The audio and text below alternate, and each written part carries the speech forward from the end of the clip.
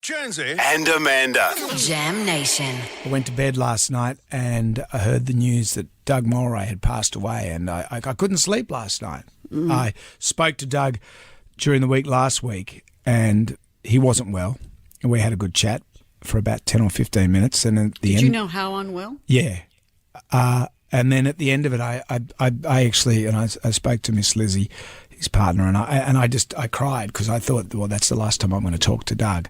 And he was such a big part of my life as a young man who wanted to get into radio. He revolutionised what radio is. In those days, you had people like Len London doing the mystery sound and things like that. You wouldn't hear anything about their lives. You wouldn't hear anything. You wouldn't hear anything rude or funny. They stayed in their lane. Yeah, there was nothing contemporary. Doug surrounded himself with some of the best comedy writers that we have. Andrew Denton started with him. So many of the comedy writers I've worked with over the years started with Doug Mulray, and he did parodies of our popular culture. He was so funny. And as you were saying earlier, Brendan, you'd stop what you were doing to hear it. It was that kind of radio. It wasn't background radio. When I worked for Ralph Smash Repairs there in Rockdale as a labourer in his panel shop, we'd all we'd all go to hand sanding cars and things like that, not using the grinders and stuff. So everyone would be off the grinder listening to Doug. And Ralph would say, you blokes, you can't listen to Mulray. He used to make us listen to the ABC, which was dreadful. You keep working. Yeah. It's funny because Doug was a man, as I said earlier, he was sort of part cheeky schoolboy, part delinquent, part scholar. He was as smart as, and he'd make jokes about Oscar Wilde. We'd all laugh at jokes about Oscar Wilde. He didn't dumb down for anyone, but he did still love a poo joke. Do you remember, I was working at the midday show with Ray Martin as a segment producer, and we're having Doug Mulray on as a guest. And I said, Doug's coming on to do his new album, to talk about his new song. And I said, I don't understand it. It's packaged with a peg and gloves. And the album was You Are Soul. And Ray said, well, think about it. And I went, oh, duh. Yeah. So Ray had to spell it out for you. Ray had to spell out the poo joke. I missed it. Do you remember You Are Soul? I wear designer jeans. My chest's always bare. Gold chains on my diamonds and there's gel in my hair. I must be doing it right. They scream out my name.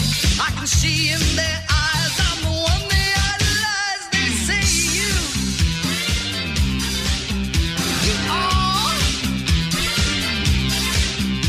are so.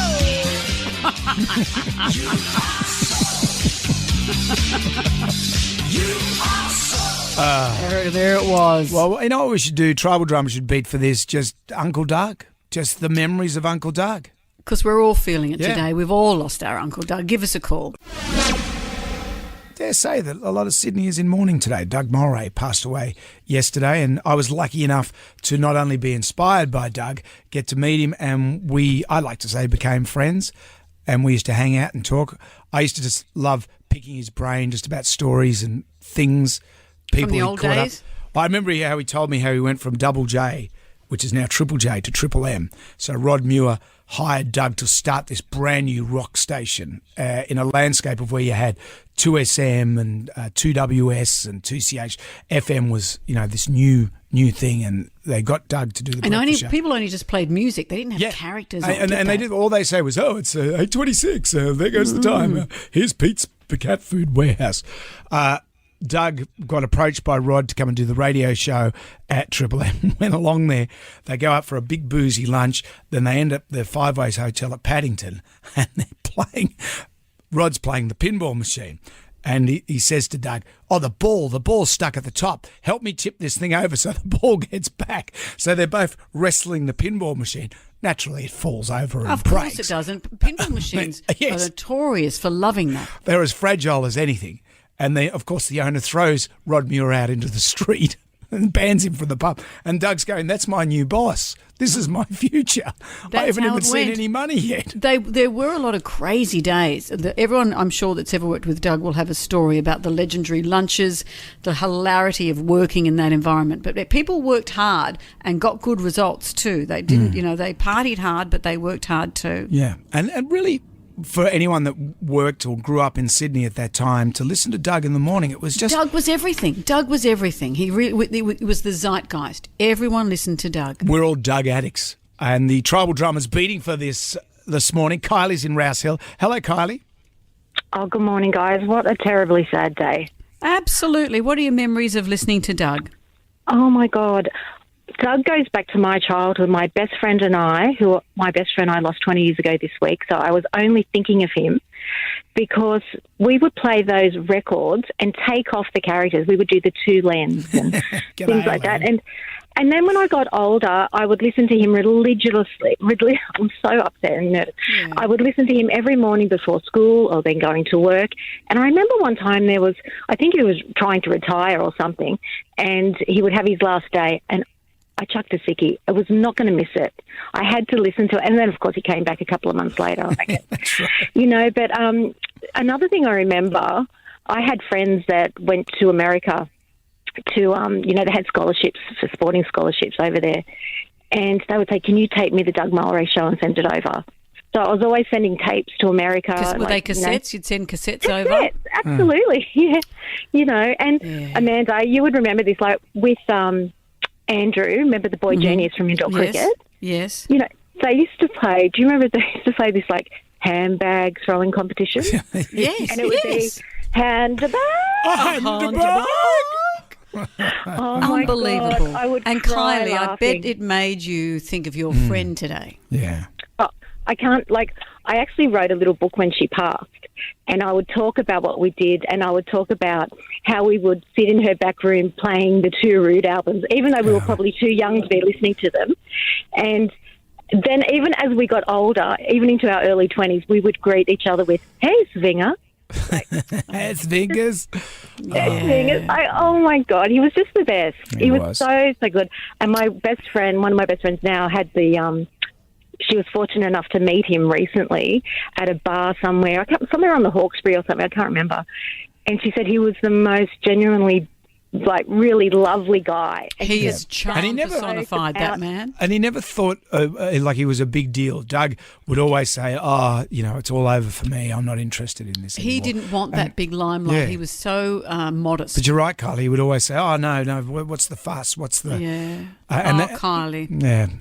Him for quite a while, and I always hoped that he would come back and do something on radio, but obviously he wasn't well. But he just didn't want to do it as well, even when he was well. He knew when the time was to go, and I admire that too. Marty has joined us as well. Thank you, Kylie. Hello, Marty. Good morning to you both. Hope you're well, Amanda. Yes, thank you. I'm recuperating well. Sad to hear this news. How about you? It is. Look, this morning I said goodbye to my wife. She went off to work this morning early, 6:30, for her job. I'm retired. I'm at home. And I just picked up my phone and went to Instagram, and there was your 2WS story. And Doug had passed. What a shame, But my memory of him was back in the early 80s. I was a sales rep with a cola company, not Coke. It was the other one, Pepsi Max. Right. And he loved Pepsi Max, and so it was all brand new back in the day. And I took a carton of cans over to his studio and met him and Lizzie. We had coffee, and he was just talking about things going on, and the twins were going to be coming, and he had a car to sell. I said, "Oh, what are you selling?"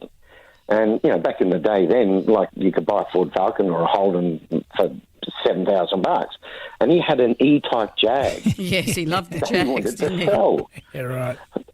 And for only $18,000, and I thought, that's bloody hell, that's a bargain, So, and I said, what do you want to sell it for? That's a collector's car, man. What do you want to sell it for? He said, because you can't fit the bloody twins in the back seat. Good on you, Marty. Love it. Thank you, Marty. Sam has joined us as well from Quakers Hill. Hello, Sam. Good morning, Jonesy and Amanda. What a day. What a sad day, hey? Yeah, it is. I know. You know what? Uncle Doug was like the first of the famous radio personalities. I mean, it's commonplace now. We've got Jonesy and Amanda and Kyle and Jackie O and the rest. But Uncle Doug was the first, and he might have been crass and a little bit, not to everyone's taste, but everyone knew who he was, and he was such a good soul. He was. You make a very good point. And Yeah, and you know what? I haven't heard it for ages, but I'd really love to hear I'm a Punk. I'm a punk. Oh, can we do it? Can we do it? So you think that I'm a cunning stunt? I'm a punk. Let's put it on. Can we do it? Yes. Stand up for cripples on a peak hour bus. I'm a punk. He's a punk. I never helped me mum do the washing up. I'm a punk. He's a punk. I take drugs and get drunk. Take drugs and get drunk. I take drugs and get drunk. I'm a punk. I bet you think that I'm a cunning stunt. I'm a punk. I sometimes walk around with me shirt tail out. I'm a punk. He's a punk. I always leave the pub when it's my turn to shout. I'm a punk. He's a punk. I take drugs and get drunk. I take drugs and get drunk. I take drugs and get drunk. I'm a punk. I bet you think that I'm a cunning stunt. I'm a punk. Hands up if you were singing along to that with a tear in your eye. Oh, Oh, I didn't think I'd cry when I hear that. no. All that emotional stuff, and we're crying during that song. I think we'll leave the last word to Doug. Kids, that means it's time to go. Time to scarper, time for the final copulator. I don't, as I say, want to go into detail about how sad I feel, but I am sad, and I recognise the passing of an era, and I'm glad to have been part of your lives. Cheerio, everybody.